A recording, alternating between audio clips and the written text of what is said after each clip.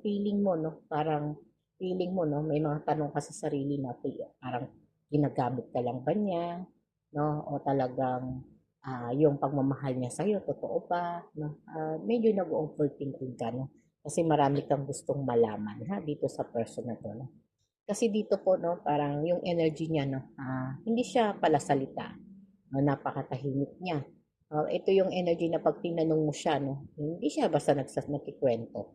No, at sabi nga, no, marami ng energy, no, na magkasama kayo, no, na talagang halos na i-enjoy nyo naman, no, yung paglalakbay nyo, yung connection, yung relationship, no. Pero may mga energy po siya, no, na talagang kinikimkim po, no, sa puso niya. Na ikaw lang naman gusto mo lahat ng sitwasyon, no, pagdating sa connection ninyo, no, kung may mga tampuhan man o may galit o may mga miscommunication pagdating, gusto mo ma-solve agad 'yon, no. At mabigyan, no, ng sagot agad para hindi na lumalim o lumala.